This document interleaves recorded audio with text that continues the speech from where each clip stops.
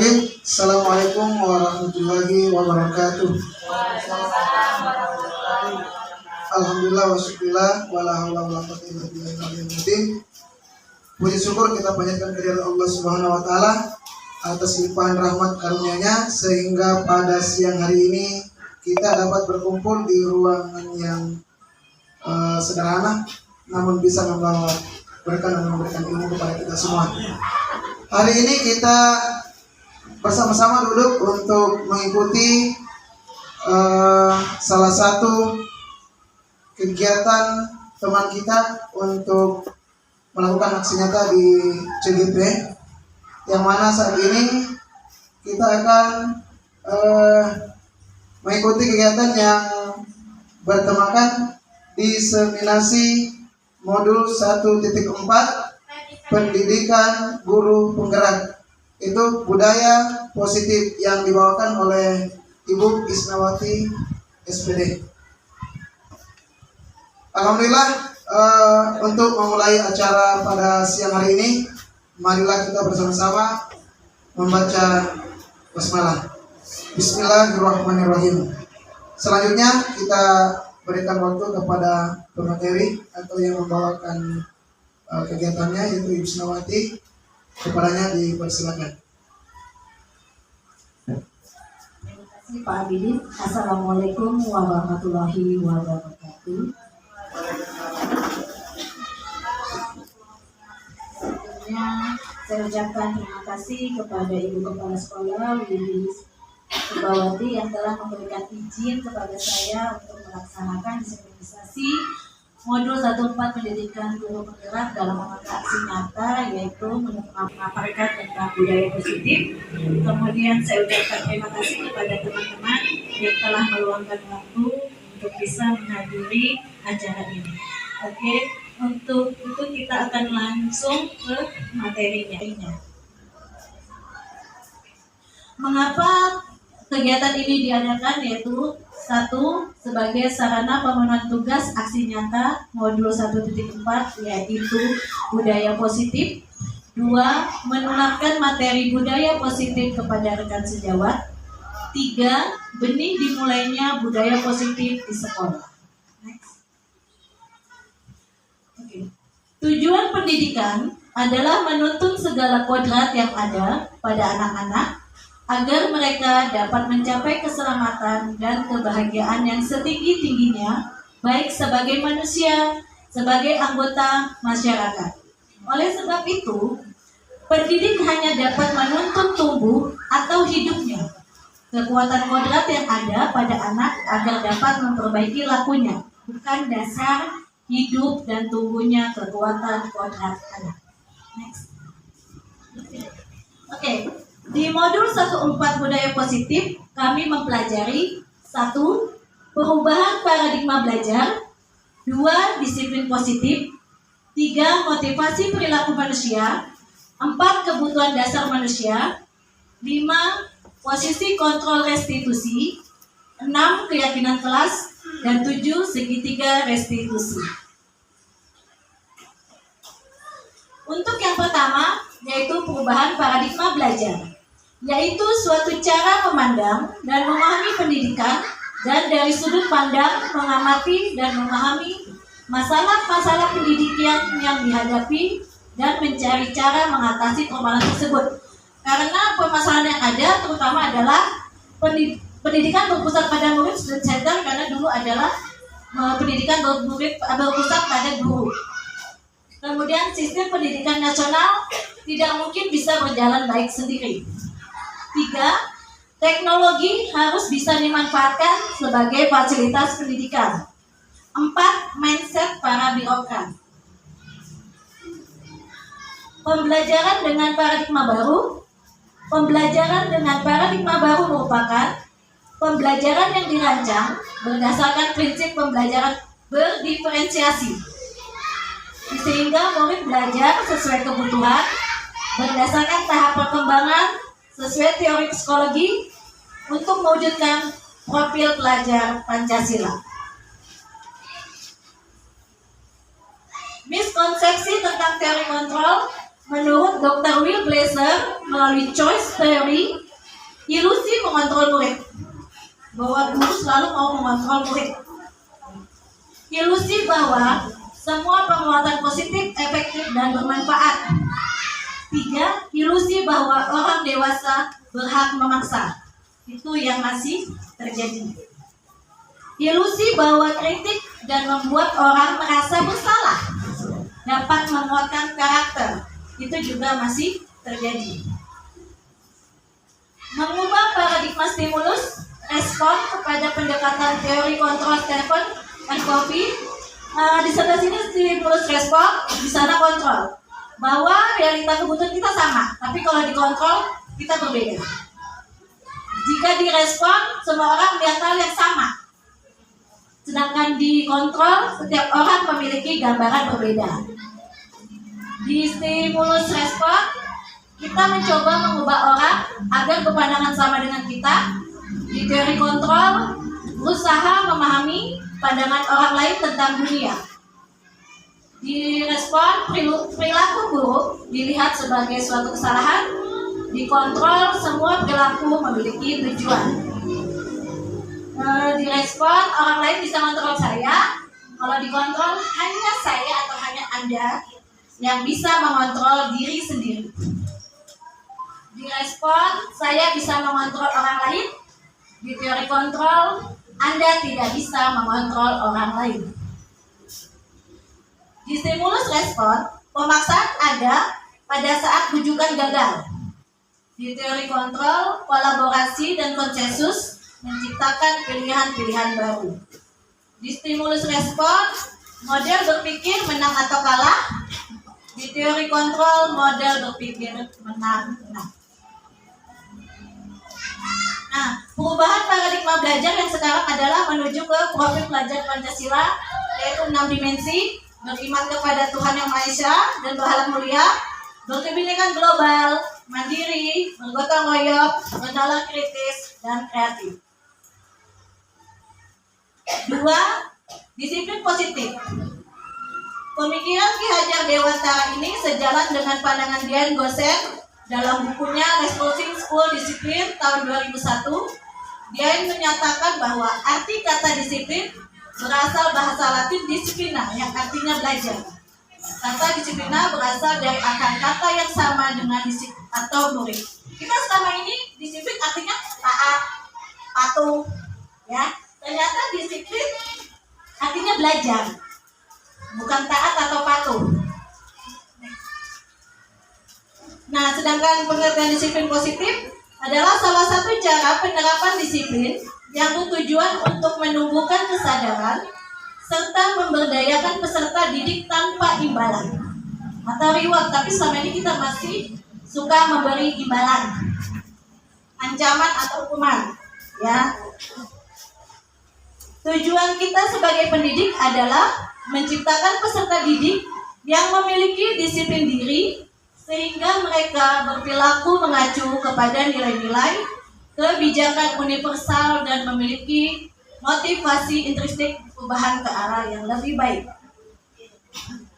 Nah, sebenarnya ada 6 institusi dari profil pelajar Pancasila, Primary Years Program, 9 pilar karakter Indonesian Direct, petunjuk seumur hidup dan keterampilan hidup, The 7 Essential Virtues, dan The Virtue Project. Ini nilai-nilai semuanya hampir sama, ya. Dan akhirnya akan dijadikan dari 6 nilai ini, yaitu menjadi tadi itu profil pelajar Pancasila. 3. Motivasi perilaku manusia. Selama ini untuk menghindari ketidaknyamanan atau hukuman, untuk mendapatkan imbalan atau penghargaan dari orang lain. Itu menjadi motivasi ekstrinsik, sedangkan motivasi intrinsiknya yaitu untuk menjadi orang yang mereka inginkan dan menghargai diri sendiri dengan nilai yang mereka percaya. Nah, ini ada hukuman, konsekuensi, dan restitusi. Hukuman itu apa? Konsekuensi apa? Restitusi apa? Hukuman itu tiba-tiba. Kita memberinya tiba-tiba sama anak, baru anak tidak tahu apa yang akan terjadi, bersifat satu arah, berupa hukuman fisik, sedangkan konsekuensi sudah disepakati. Jadi seperti keyakinan kelas, jika melanggar apa? Murid tetap dibuat tidak nyaman. Sikap guru selalu memonitor murid. Sedangkan restitusi, proses menciptakan kondisi bagi murid untuk memperbaiki kesalahan. Proses kolaboratif yang mengajarkan murid mencari solusi sendiri. Yang keempat, poin keempat, kebutuhan dasar manusia. Kebutuhan dasar manusia ada penguasaan, kasih sayang dan rasa diterima, kesenangan, kebebasan, bertahan hidup. Nah, apa sih bertahan hidup? Itu adalah proses atau usaha manusia untuk bertahan hidup. Dia butuh makanan, butuh pakaian, tempat tinggal, keamanan, dan kesehatan. Itu untuk dia bertahan hidup. Sedangkan kasih sayang dan rasa diterima, dipedulikan, berbagi, kerjasama. Untuk kebebasan, mandiri, memiliki pilihan. Jadi dia mempunyai pilihan untuk menentukan sendiri, mencoba hal baru. 4, kesenangan, bermain, hobi, humor, ketawa, bergembira. Penguasaan, harga diri, keinginan untuk dianggap, memimpin, diakui, dan didengar. Oke, poin kelima adalah posisi kontrol guru. Disinilah poin kita. 5, posisi kontrol. 1, sebagai penghukum, pembuat rasa bersalah, teman, pemantau, atau manajer. Di manakah kita berdiri?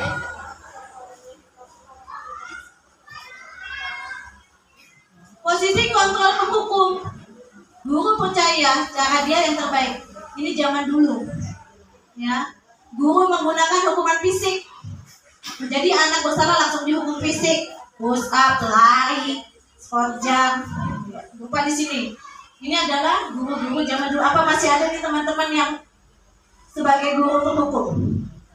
Mudahan tidak ada, karena juga sudah tidak boleh menghukum fisik. Membuat rasa bersalah, menggunakan intonasi yang lebih lembut atau mungkin keheningan untuk membuat situasi yang tidak nyaman. Guru menggunakan kalimat agar murid merasa bersalah atau kasihan. Itu contohnya, ibu sangat kecewa sama kamu, berapa kali ya bapak harus memberitahu kamu. Atau kadang kita gini, kamu udah kasihan ya sama ibu, kalau kamu nakal terus, nah, nanti ibu dimarahin kepala sekolah. Itu membuat anak merasa bersalah, ya. Jadi kita membuat anak selalu merasa bersalah. Teman, nah apa ada nih guru sebagai teman? Menggunakan kalimat persuasif dan intonasi nada, suara ramah untuk mengontrol murid. Guru menggunakan humor dan mempunyai hubungan baik dengan murid. Menggunakan kalimat yang positif dan jenaka seperti ayolah belajar demi bapak, ya sudah nggak apa-apa, nanti memaafkan, ayo bantu bereskan. Kita menjadi teman untuk murid kita. Mungkin masih ada ya beberapa guru atau teman kita yang menjadi teman. Pemantau, guru selalu mengawasi murid dan bertindak sesuai pada peraturan sekolah dan konsekuensi, menggunakan data atau catatan dan perhitungan yang digunakan sebagai bukti atas perilaku seseorang, mengingatkan konsekuensi. Biasanya kalau sudah bersalah, gurunya juga suka menghitung, ayo sudah berapa kali kamu terlambat, bisa juga begitu ya. Baru peraturan kelas kita apa sih, apa yang kamu lakukan, nanti hukumannya apa. Suka juga kita lakukan hasil. Nah, sebagai manajer, guru mendukung murid untuk menemukan solusi atas permasalahannya sendiri. Guru mempersilahkan murid mempertanggungjawabkan perilakunya. Guru mendukung murid untuk merdeka, mandiri, dan bertanggung jawab. menggunakan restitusi untuk mengajak murid menganalisa keadaan untuk memperbaiki kesalahannya. Sebenarnya kalau menurut teman-teman kita harusnya berada di posisi kontrol yang mana? Apakah pembuat rasa bersalah, teman, pemantau, atau manajer? Di manajer Pak Abidin ya. Kenapa kita harus di manajer Pak Abidin? Ya, di sini ya.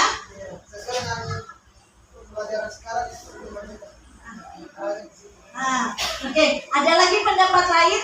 Kita sebagai guru seharusnya di mana posisi kontrolnya? Buju?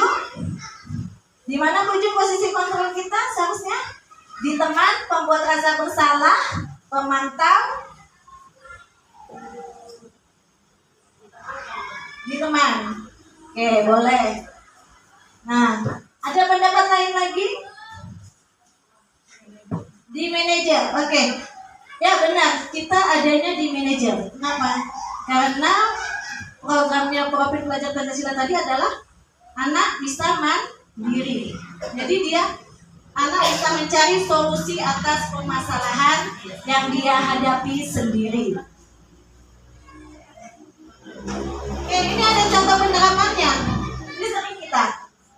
Siswa tidak mendengarkan guru ribut di kelas. Menurut teman-teman berada di mana? Apakah penghukum? Anak yang ribut dipanggil suruh berdiri depan kelas. Sudah tidak ada. Pembuat merasa bersalah. Tolonglah, jangan ribut, nanti ada kepala sekolah lewat. Tolonglah, jangan ribut. Nah, yang mana ini yang masih teman-teman lakukan? Apakah di teman? Apakah di pemantau? Apakah di manajer? Yang mana yang masih dilakukan? Ayo, ini paling sering sudah terjadi. Ribut di kelas. Yang mana? Ada pemantau, Ibu Midi. Nah, iya. Kadang kita tidak sadari memang sering kita lakukan. Yang mana? Pemantau. Yang sering dilakukan adalah pemantau ya. Nah, seharusnya yang dilakukan adalah manajer. Jadi mulai sekarang kalau yang masih jadi penghukum, masih jadi pemantau, nah, apalagi nih pembuat merasa bersalah, nanti lama-lama lagi jadi minder kalau pembuat merasa bersalah. Ini termasuk kepada Iya, benar. Jadi memang kita harus ada di sini. Dipanggil anaknya, kenapa kamu ribut? Ditanya. Setelah itu, apa yang harus kamu lakukan biar tidak ribut? Nah, jadi kita harus di sini. Kita tanya, kamu kalau ribut mengganggu temanmu tidak? Jadi jangan langsung panggil suruh berdiri depan kelas, jangan ya. Jadi kembali ke manajer. Oke, poin ke-6 keyakinan kelas. Keyakinan dengan peraturan kelas sama apa tidak? Beda. Oke, keyakinan kelas itu merupakan seperangkat nilai dan prinsip yang disepakati bersama oleh guru dan siswa untuk memandu perilaku dan interaksi di dalam kelas. Keyakinan kelas dapat dibuat dengan melibatkan siswa secara aktif dalam prosesnya. Keyakinan kelas bersifat lebih abstrak daripada peraturan yang lebih rinci dan konkret. Dibuat dalam pernyataan positif sedikit saja, jadi jangan banyak-banyak, agar mudah diingat. Sesuaikan dengan kondisi kelas agar mudah diterapkan. Sekarang keyakinan kelas ini apakah sekali aja dibuat atau bagaimana? bisa dibuat. Ya. Jadi berbeda dengan peraturan kelas. Kalau dulu peraturan kelas sekali buat setahun. Kalau ini bisa kita lakukan sesuai dengan kondisi pembelajaran di kelas. Jadi bisa berubah. Makanya sedikit saja juga kalau mudah diingat. Biasanya kalau kita webinar ada kegiatan, kita sepakati dulu. Satu, HP jangan bunyi apa itu kan? Itu adalah masuk di keyakinan kelas. 5 langkah membuat keyakinan kelas. 1. Siswa menulis keyakinan yang diinginkan. 2. Guru dan siswa mengulas keyakinan yang telah ditulis. 3. Guru dan siswa memilah keyakinan kelas yang paling penting. 4. Mengubah keyakinan kelas menjadi kalimat positif. 5. Mengecek dan menyepakati keyakinan kelas dengan seluruh warga kelas. Untuk nomor 4, kenapa harus mengubah jadi kalimat positif? Karena diajarkan selalu. Nah, kita biasanya gini, tidak boleh ribut dalam kelas. 1, tidak boleh terlambat. Itu sekarang tidak boleh ada kata tidak boleh. Ya, jadi lagi gini, tidak boleh datang terlambat. Itu kita ubah menjadi datang tepat waktu. Boleh datang lebih awal. Maka ada konsekuensi tadi. Tidak tahu, usahakan besok datang lebih awal. Iya. Jadi membuat keyakinan kelas tidak boleh ada kata tidak boleh. Ya, jangan ada kata tidak boleh. Nggak boleh. Jangan, nggak boleh. Sama dilarang ya, nggak boleh. Nggak boleh. Jadi diubah menjadi kalimat positif. Ya. Ya, diubah. Kayak tadi, tidak boleh datang terlambat. Gunakanlah menjadi datang tepat waktu. Boleh datang lebih awal. Maka ada konsekuensi tadi. Tidak tahu, usahakan besok datang lebih awal. Iya. Jadi membuat keyakinan kelas tidak boleh ada kata tidak boleh. Ya, jangan ada kata tidak boleh. Nggak boleh. Jangan, nggak boleh. Sama dilarang ya, nggak boleh. Nggak boleh. Jadi diubah menjadi kalimat positif. Ya. Ya, diubah. Kayak tadi, tidak boleh datang terlambat. Gunakanlah menjadi datang tepat waktu. Kan tidak ada kata tidak boleh terlambatnya. Ya. Jadi di sini yang memang harus. Jadi memang kayaknya keyakinan kelas yang sudah dibuat harus ditelaah lagi. Karena kita masih ada pasti kata-kata tidak boleh. Tidak boleh ribut, tidak boleh makan, ya kan? Nah, tidak boleh mengganggu teman. Kalau tidak boleh mengganggu teman bisa diganti saling menghargai. Jadi kata tidak boleh mengganggu teman bisa diganti menjadi saling menghargai. Kenapa tidak boleh dilakukan digunakan karena kalimat itu? Tidak boleh. Sementara kalau kita di agama Islam kan kita jangan di Al-Quran. Ya, karena ini untuk menjadikan disiplin positif tadi. Kalau tidak itu kan berarti tidak boleh sama sekali. Nah, sedangkan jangan juga tidak. Makanya apa tadi kalau misalnya tidak boleh terlambat, datang tepat waktu. Nah, jadi kita usah karena kalau sudah kata tidak, berarti kan kita melarang. Kalau melarang kan berarti tidak boleh sama sekali dilanggar. Tapi kalau datang tepat waktu, dia terlambat kita kasih konsekuensi, bukan hukuman. Tapi kita sepakati, terlambat 15 menit, mungkin dia membaca. Jadi jangan hukuman fisik. Jadi itulah untuk menjadikan disiplin positif tadi. Karena kalau kata tidak itu kan baku, tidak. Larangan. Karena masih Iya. bisa dijalankan. Nah itu makanya. Karena sudah terbiasa. Jadi marilah kita belajar. Tinggalkan kalau tidak. Tidak. Jangan berkondisi. Jangan. Nah, kenapa? Juga karena kebiasaan kalau kita sudah bilang tidak, kita tidak memberikan alasan. Sebenarnya anak-anak itu perlu alasan. Kenapa sih tidak? Kenapa sih tidak boleh? Nah, tapi kita selama ini hanya melarang tanpa memberikan penjelasan. Mengapa? Jadi lebih baik memang diubah menjadi kalimat positif. Oke. Yang ketujuh, segitiga restitusi. Restitusi adalah proses menciptakan kondisi bagi murid untuk memperbaiki kesalahan mereka sehingga mereka bisa kembali pada kelompok mereka dengan karakter yang lebih kuat.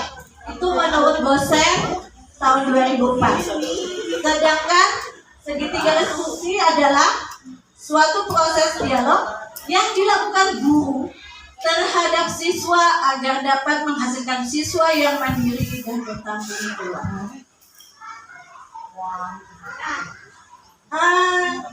Validasi ini ada segitiga restitusi. Kita sudah sering sebenarnya melakukan.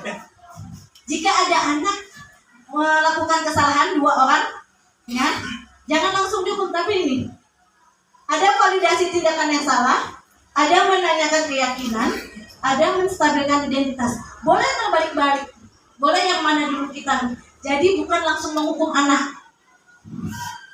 Di validasi tindakan yang salah, itu kita bisa tanya alasannya. Misalnya ada anak buat berantem, kita bisa tanya, kenapa kamu berantem? Jadi jangan langsung apa?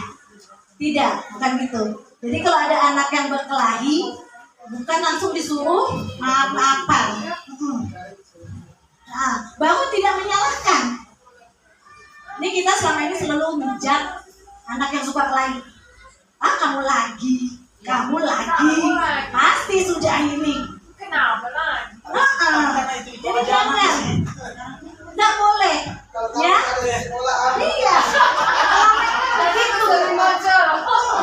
Selama ini begitu, tanpa kita mau tahu kenapa sih alasannya dia berbuat itu, ya? Sama, menanyakan keyakinan.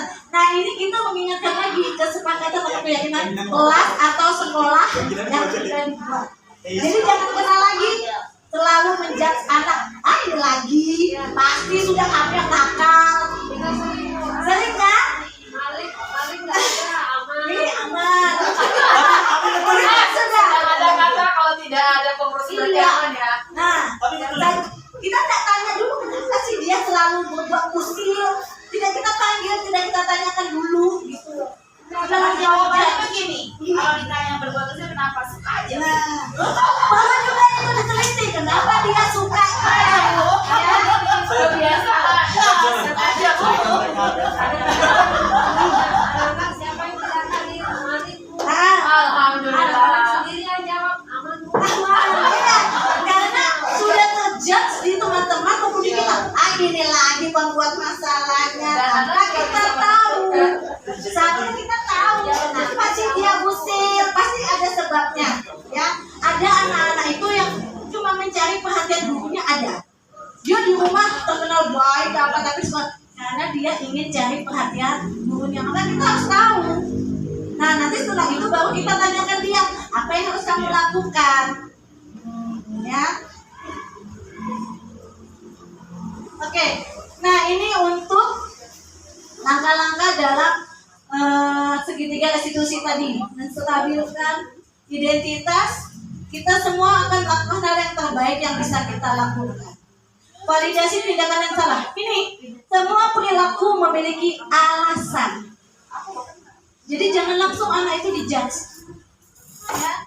Validasi itu kita buat anak itu melakukannya pasti ada alasan. Menanyakan keyakinan. Kita semua memiliki motivasi internal. Tadi keyakinan kelas dan keyakinan sekolah.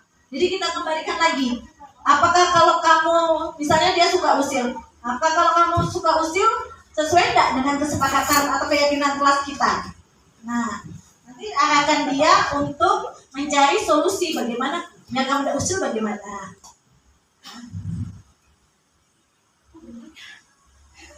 Minum Bu.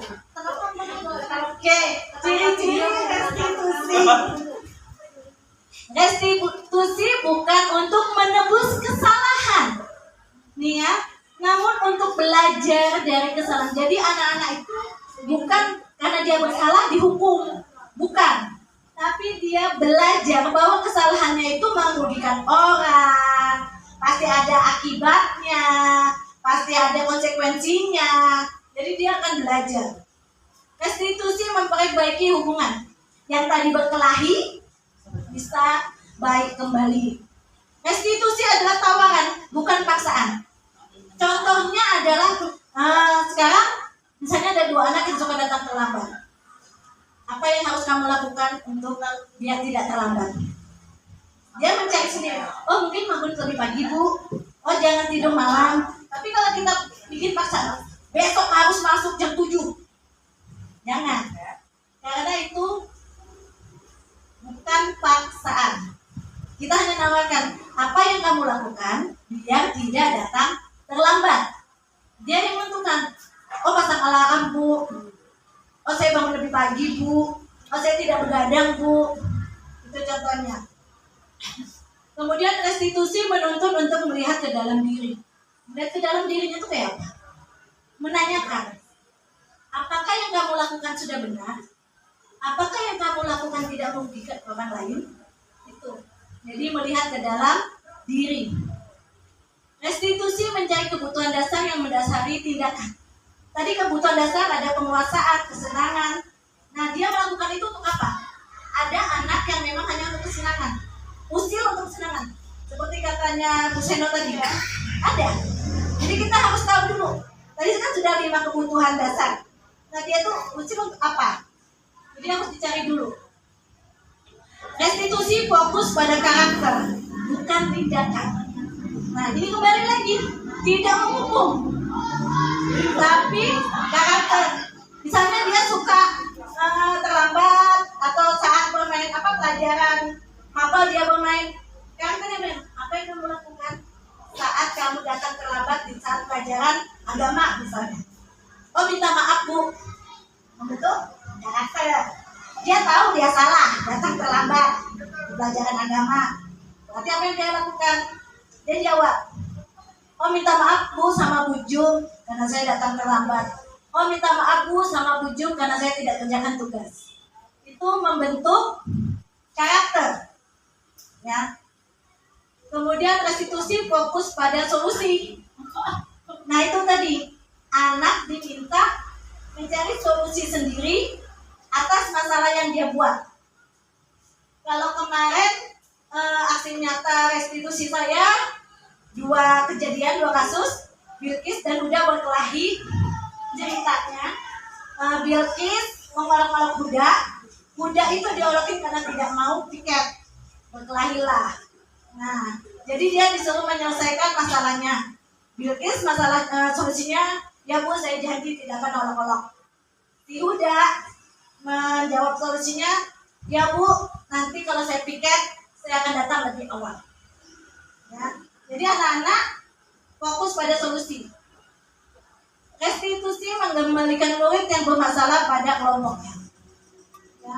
Jadi anak yang sudah baik, ceritanya harus tidak boleh dikucilkan. Jangan dia itu tadi, kita masih menjudge, ini anak paling akal ini. Ini anak paling akal. Dikembalikan sama kelompoknya dalam satu. Nah, saya punya tebak-tebakan setelah tadi mendengarkan pemaparan saya. Minta tolong dijawab. Apakah ini hukuman? Apakah masuk di konsekuensi? Coba untuk nomor 1, mencatat 100 kali di dalam buku kalimat tidak akan terlambat, tapi terlambat karena terlambat. Ini masuk apa? Konsekuensi. Hukuman apa konsekuensi? Hukuman. Hukuman.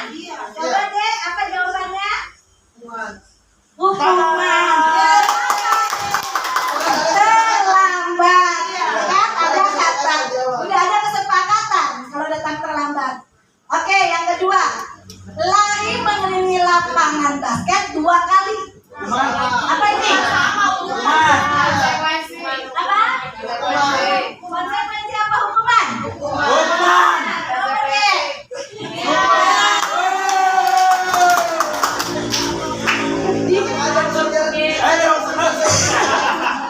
Diminta mengganti kertas tugas teman yang telah dicoret-coret. Apa? Konsekuensi, coba deh. Oh. 4. Murid diminta push up 15 kali.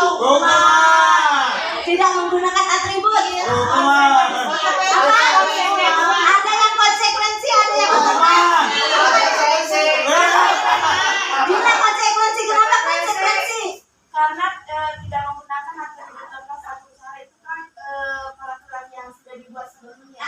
Kalau tidak menggunakan atribut lepas berarti Harus menerima, ya kan? Ya. Jawabannya apa deh?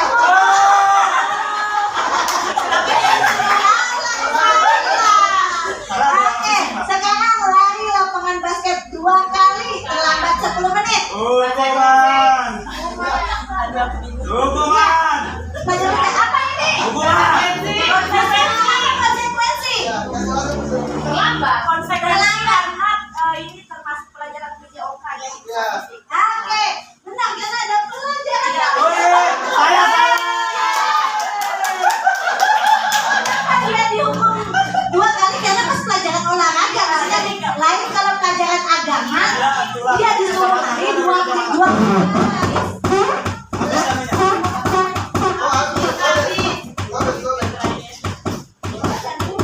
Jadi kenapa dia hukuman karena pas pelajaran PJOK ada PJOK-nya. Tapi kalau bujuk yang menyuruh pelajaran agama itu nggak boleh. Kenapa? Nggak sambung kok pelajaran agama dengan lari. Sekarang membersihkan tumpahan air di meja. Apa? Coba deh. Oke, konsekuensi. Terakhir, murid diminta mengambil sampah, tidak mengerjakan tugas matematika. Hukuman. Karena sudah ada di keyakinan kelas. Oke, lanjut deh. Nah, lampu masih anu deh. Oke, kaki. Oke, ini saya minta tolong kepada teman-teman untuk mengisi hasil dari pemaparan saya atau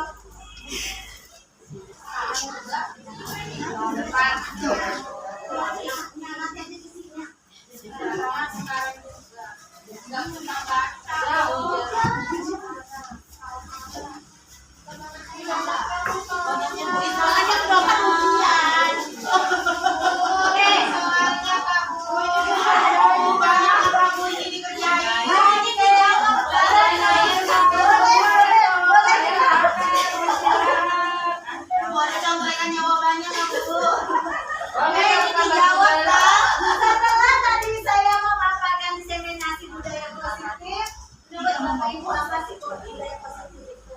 Boleh tidak sama ya? Silakan. Menurut Bapak Ibu seberapa penting budaya positif dalam KPM? Nah, tadi kan budaya positif ada 7 itu tadi. Semua 7 tadi ya. Perlu nggak dalam KPM? Yang dari restitusi, perilaku, pembukuan dasar, itu tadi 7 ya kan? Kemudian apa manfaat bagi proses KPM jika menerapkan segitiga? Restitusi jika menghadapi masalah atau siswa yang bermasalah. Menurut Bapak Ibu bagaimana? Kemudian nomor 4, apa yang Bapak Ibu pelajari setelah desensitisasi ini saya lakukan? Boleh diisi nanti dikumpulkan. Oke, ini penutup. Dalam penerapan disiplin positif di sekolah, sebaiknya guru juga memiliki standar kepribadian, profesional dan sosial yang baik, di mana guru mampu merefleksi dirinya dalam posisi kontrol saat ini, bagaimana perjalanan sebagai amok atau manajer yang menuntun murid-muridnya menjadi insan yang mandiri, merdeka dan bertanggung jawab. Oke, sekian diseminasi saya.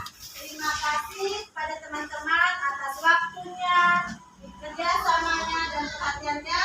Salam guru penggerak, semoga tergerak, lekas bergerak. Mari kita menggerakkan semuanya. Terima kasih. Assalamualaikum